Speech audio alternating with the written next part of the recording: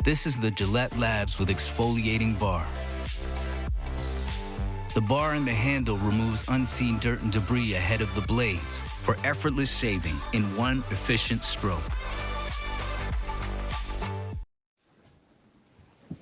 All right, good morning. Good morning. How things this morning? Good. How about for you? Good.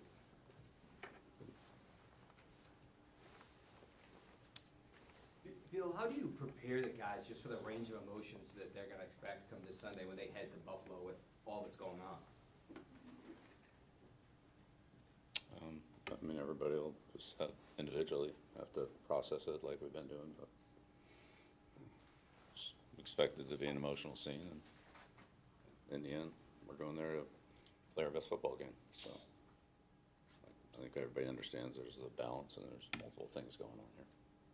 Can you relate this to anything? Like, I know you guys came back after 9/11 and different things. Can you relate this kind of situation that you're going to be going to anything that you've dealt with in your career? Yeah, I've had quite a few experiences, so, but and everyone's different, so. Control, we can control. How productive have the last 2 days of practice been? Have they felt like a good Wednesday, Thursday, like a normal? Yeah, I mean, every week's its own week. But this week's certainly been a little bit different, but everybody's getting ready to go. They are, we are, so. Today's Friday, things start pulling things together here. Leave tomorrow and be ready to go on Sunday. Do you think, Bill, some of the good news that's come out about Damar Hamlin is maybe helping players or the entire team just move forward a little bit? I think everybody's rooting for that, sure. Sean McDermott just shared several positive updates overnight. They had the breathing tube removed. Is that, updates on Damar, considering the emotional impact it has? Anything, you share with the team or players just are kind of allowed to find out as they go? We talked about it a little bit this morning.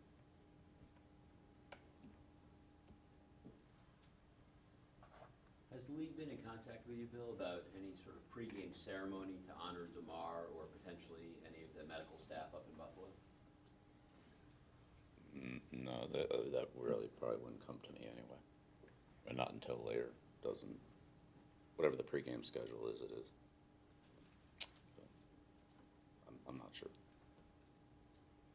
And I guess just to follow up with that, if there is something like that, as we expect there might be, and the fans in Buffalo don't need any reason to get excited about this football game in general, how might that be for you guys to keep their composure in light of the game?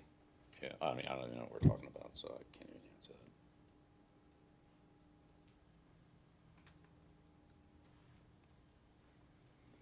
Do you anticipate Jake Bailey punting for the team this season? No, he's ineligible. Do you anticipate he might become eligible, or? His time period expired. It expired. Okay, I didn't know. If it Yeah. expired. Thank you. Nope. Thank you.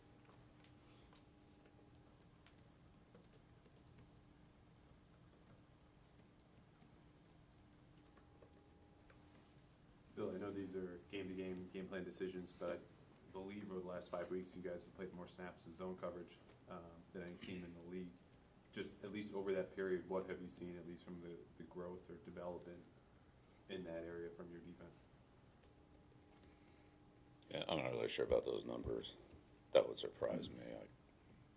Some teams that are playing don't play any man at all, really. So,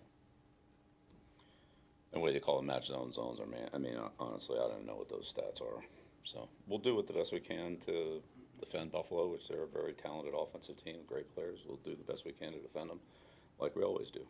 So whatever that is, it depends situationally what it is, and who they have on the field and everything else. I mean, they have different personnel groups, so I don't know. It's hard to tell. Well, you've talked about Matthew Slater a lot. How grateful are you to have a player like him, even during a week like this? And how much have you just, can you speak on how much you lean on him during tough situations, over the past decade, really? Yeah, a lot. I mean, Matt's a great person, great player, great teammate. It's about as close to perfect as you could get. So he's been a great asset to me personally, been a great asset to our team, our organization on multiple levels. It's an asset every day. So I don't think there's any day that he doesn't motivate, lead, provide an example for every one of us, players, coaches, everybody's around him. So, I mean, yeah, it's been great this week. It's great every week. It's great every day. It's great in the OTAs. It's great in training camp. He and Devin have really, over the last couple of years, really stepped up, even going back to the 20 season. The COVID and all that. I mean, they've been monumental in their leadership, teamwork, support, you name it. Very, very lucky to have coached those two players. Throw Devin in there. I know the question was about Slater, but throw Devin in there too. Bill, have you noticed the change just in the players yesterday afternoon? I think when guys started coming in, the good news that came out, it seems like it helped them refocus on the game, that, you know, Damar's going to be okay, that he's okay, that he's getting better. Did you notice a change? Do you expect that to go out into practice today? The guys a little lifted off their shoulder a little bit? Everybody has their own internal feelings and emotions on this. I can't speak for each individual player, how they feel or anything like that. But both days, we've had the question Mike asked earlier. It's not normal, but it's the Wednesday and Thursday practice. That's what it's been. I wouldn't say they're abnormal. I mean, the circumstances are abnormal, but I'd say, like, if you just look out on the field and didn't know whether it was January, whatever it is, 5th, 6th, or October, whatever, I don't know that you would see a lot of difference on what you would see on the field.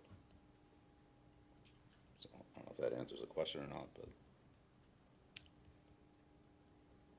You guys want to stay 2 more?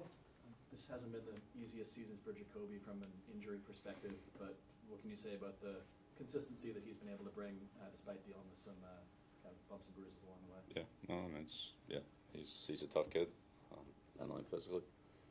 Shown a lot of leadership and competitiveness, like he always does. Glad we have him. Glad he's out there. I know he's had to fight through some things, so have a lot of other guys, but he's done a good job of that. Follow up on Matthew Slater, just from a performance standpoint, how high of a level is he playing at, in your view? I mean, Good, yeah.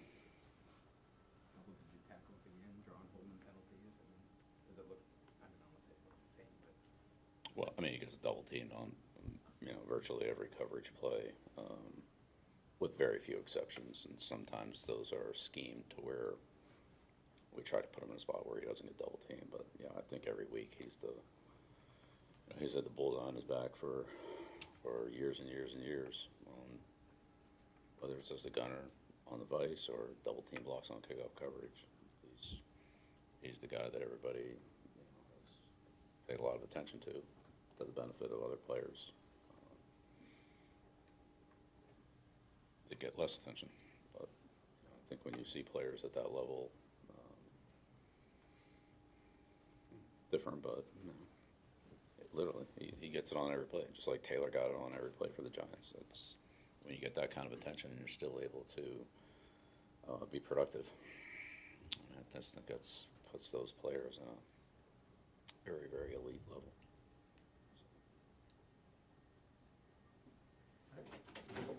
Okay, all right, thank you.